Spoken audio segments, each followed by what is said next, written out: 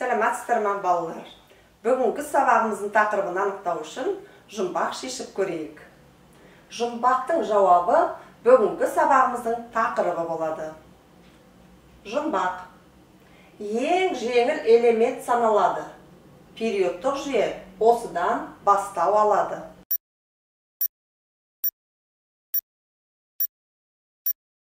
Балалар, өздеріңіз ойлағандай, бүгінгі біздің сабағымыздың тақырыбы сутек алынуы, қасиеттері және қолданылуы. Оқу мақсаттары: сутекті алу және оның қасиеттері мен қолданылуын зерттеу. Бүгінгі сабақтың біз сутек туралы көптеген мәліметтер алуға тырысамыз. Сутектің ашылу тарихына тоқталып өтейік. Сутекті алғаш рет мырыш пен тұз және күкірт қышқылын әрекеттестіру арқылы 1776 жылы Кавендиш алған. Ол оған жанғыш ауа деген ат берген.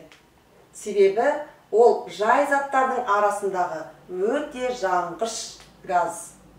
Ал 1783 жылы Лавуазье мен Менье суды термиялық айырып, ол оттек және сутек элементтерінен тұратынын анықтаған.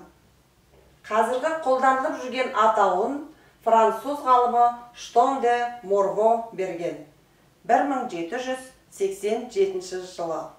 Сутектің жалпы сипаттамасына тоқталатын болсақ, сутек периодтық жүйеде ең бірінші орналасқан элемент. Таңбасы H. Салыстырмалы атомдық массасы 1-ге тең. Сутек қосылыстарында үнемі бір валентті болады. Сутектің 3 изотобы бар: протий, дейтерий және тритий. Табиғатта таралуы бойынша сутек 9-шы орында тұрған элемент. Оның үлесіне жер қыртысының 1,4% тиеді. Жер бетінде сутек байланысқан күйде кездеседі. Судың құрамында, мұнайда, тас көмірдің құрамында сутек кездеседі. Сутектің физикалық қасиеттеріне тоқталайық. Сутек 2 атомнан тұратын жай зат. Формуласы H2, молярлық массасы 2 грамм моль. Сутек түссіз, иіссіз, дәмсіз, өте жеңіл. Оның тығыздығы 0,9 грамм литрге тең. Бұл газ күйіндегі бейметалл. Оның қайнау және балқу температурасы өте төмен. Қайнау температурасы -257,76 градус Цельсия және балқу -259,2 градус Цельсияға тең екен. Сутектің жерде кездесетін ең мол көзі ол су. Сутекті өндірісте де және зертханада да алуға болады. Өндірісте сутекті тұрақты электр тоғының көмегімен суды айыру арқылы алады. Яғни су айырылған кезде таза сутек газы алынады екен.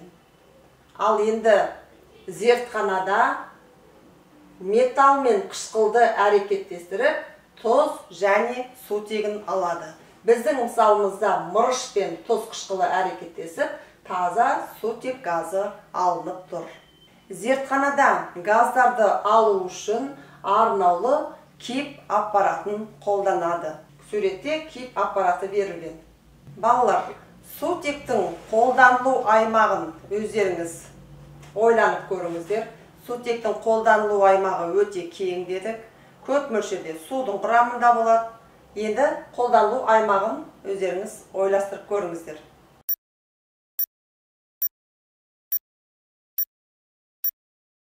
Жақсы балалар, сутектің қолданылуы өте кең екен. Яғни қазіргі кезде қолданылу аймағы берілген. Мына жерде суреттен көріп отырғандай өздеріңіз. Және де болашақта осы сутекті отын ретінде пайдалану жоспарланып отыр.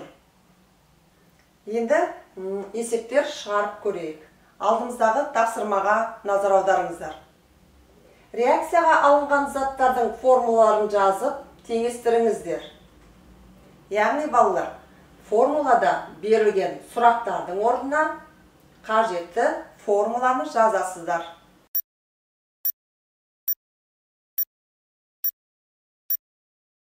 Жауабын тексеріп көрейік. Берілген жауапқа қарап, өз жазған реакция теңдеулеріңізді салыстырып, қателеріңіз болса, түзетіңіздер. Балалар, қазір біз сіздермен 60 секунд ойынын ойнаймыз. Қай жауап сутектің периодтық жүйедегі орнын дұрыс сипаттай алады? Сіздерге екі сурет берілген, А және Б. Осы қайсысында сутектің периодтық жүйедегі орны дұрыс көрсетілген?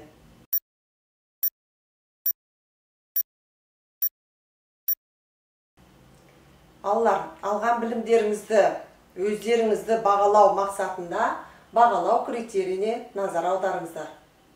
Сутекті алу жолдарын және оның қасиеттерін біледі. Сутектің қолданылу салаларын атайды. Дескрипторымыз. Сутекті алу жолдарын көрсетеді және оның қасиеттерін сипаттай алады. Сутектің қолданылуына мысалдар келтіре алады.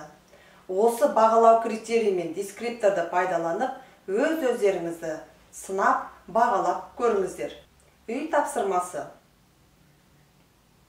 Массасы 160 грамм темір үгіндісі тоз қышқылымен әрекеттескенде түзілетін сутегінің мөлшерін есептеңіздер. Мұнда темірдің массасы 160 граммға тең. Ең бірінші осы темір мен тоз қышқылының әрекеттесу реакция теңдеулерін жазып аласыздар. Және де сутегінің мөлшерін есептеу қажет. Сутегін біз ню әрпімен белгілейміз.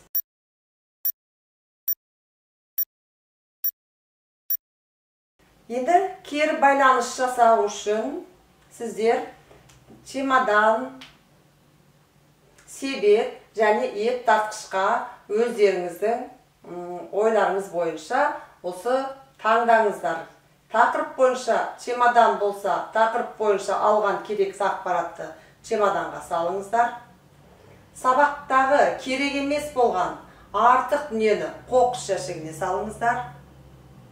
Бүгінгі ақпараттың ішінде әлі де оқуым керек, толықтыруым керек дегендері болса, ет тартқышқа салыңыздар. Назарларыңызға рахмет.